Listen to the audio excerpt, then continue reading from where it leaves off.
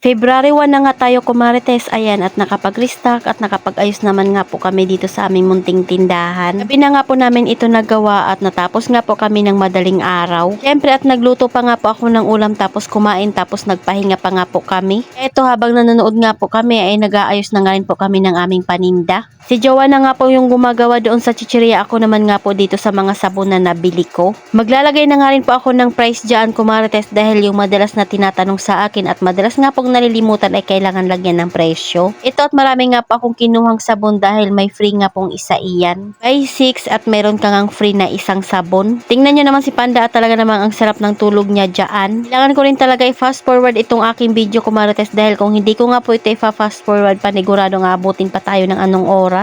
Kaya sobrang bilis nga po nitong ating mga ginagawa. Pwede lang sa totoong buhay ay gawin nga natin ito. Pero sa totoong buhay ay hindi nga tayo pwedeng mag-shortcut na yung ginawa natin ng ilang oras ay pwede natin gawin ng ilang minuto. Nagugupit-gupit na nga ako dyan kumarites ng mga kailangan kong i-refill. Dami-dami na nga pong walang mga laman yung ating mga shelves. Ano na nga po yung sa harap ng tindahan abay nagmumukhang lugi na nga po itong ating munting tindahan. Ako lang ba pag may nakikita nga po akong space or gap na may nakalagay doon at naubos na ay talagang namang nakakalungkot tingnan. News nga kumarites yung sugat nga ni Jowa or yung mga rashes niya sa katawan ay medyo naghilom na nga or natutuyo na. Ay, nagsuggest nga po sa akin na bumili nga po ng Lactacid at yun nga daw po yung gamitin sa kanya. Yun nga po yung ginamit niya na pampaligo kumarites kahit medyo pricey, isang ligo pa nga lang kinabukasan nga po ay nag-dry na. Nung tuloy-tuloy niya na nga pong ginawa ay tuluyan na nga pong natuyo kaya sa Lunes ay pwede na nga po siyang pumasok. 7 days lang talaga yung kanyang pahinga kumarites pero sabi ko nga itapusin niya na nga lang yung isang linggo ngayon. Para at least nga po tuluyan na nga pong gumaling bago siyang pumasok. Madami-dami na nga akong nagagawa dyan kumarites at siya nga po ay kaunti pa lang dahil lagi nga po siyang natutulala doon sa palabas na pinapanood niya. Ganito talaga kumilos yung mga nanay, mabilis nga po at talaga namang hindi nagsasayang ng oras. Pagkatapos ko nga dyan mag-refill kumarites, maglalagay naman nga po ako ng mga presyo. Buti na lang talaga at wala nga po kaming binabayaran na malaki at nakapagbayad na nga rin po kami ng mga bills. Kung dati pag natatambay nga po yan kumarites kahit isang linggo lang ay kailangan na naman nga po naming umutang.